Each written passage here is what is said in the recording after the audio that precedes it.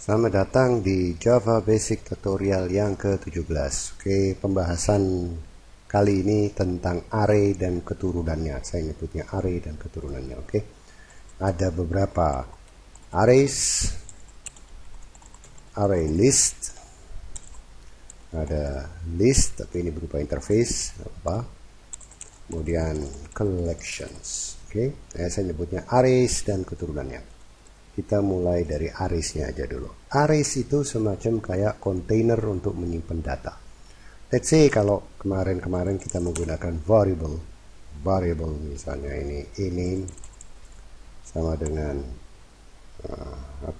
buah-buahan misalnya apple, ya, string bname sama dengan jeruk. Oke, yang string cname sama dengan melon. Oke, nah, apapun lah ya.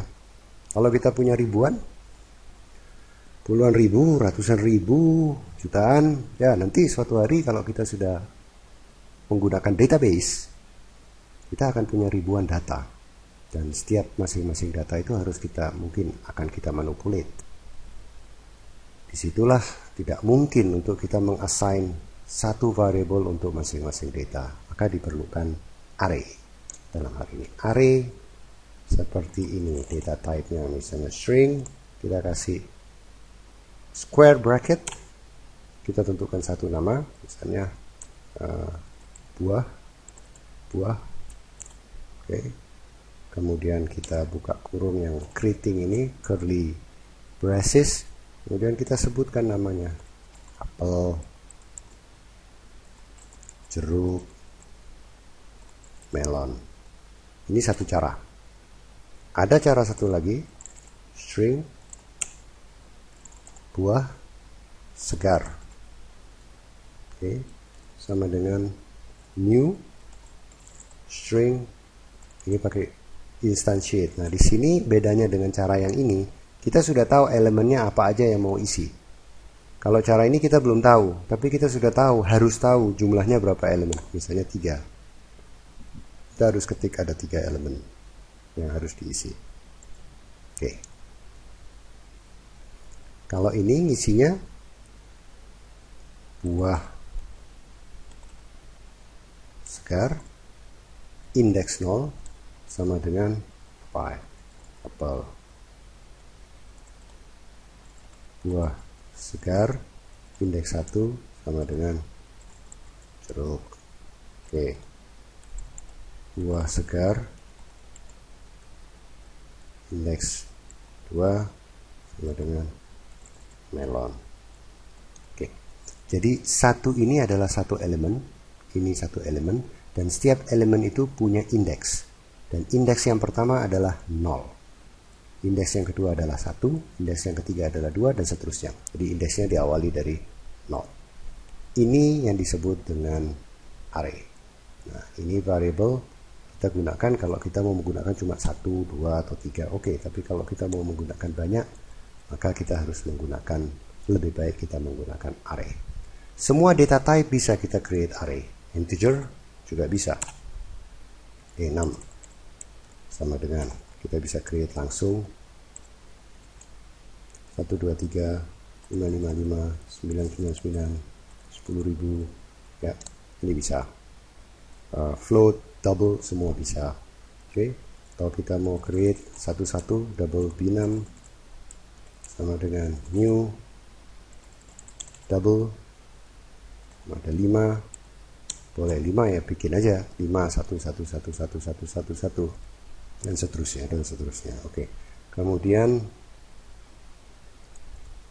kalau begini berarti kita harus sebutin satu-satu ya, misalnya b6,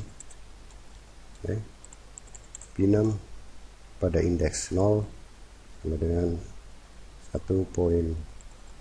Oke, begini ya, ini double kan, ada fractionnya ya kan, b6 pada indeks 1, 2 poin.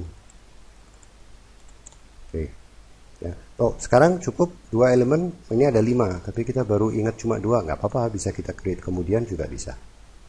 Oke. Kemudian data type object juga bisa. Seperti yang kemarin kita ada create class lesson 2. Lesson 2 ini adalah untuk create data relasi dan kontak. Nah, kita bisa bikinkan array-nya juga. Data type-nya adalah lesson 2. Oke. Kemudian namanya many object, misalnya many obj sama dengan new, constructornya lesson 2, tapi kita nggak tentuin elemennya aja. Misalnya ada 3 atau 2 biar cepat. Oke. Jadi instead of kita menginstantiate satu persatu, kita bisa begini. Sama dengan new lesson 2, constructornya dipanggilnya di sini. Misalnya kita masih ingat yang lalu ini ada 4 constructor. Oke, kita panggil salah satu, misalnya kita mau panggil constructor yang ini. Ya udah, langsung di depannya sini kita panggil constructor itu, mintanya data. Nama saya Hishmat. Oke, city-nya Tangerang. Alright.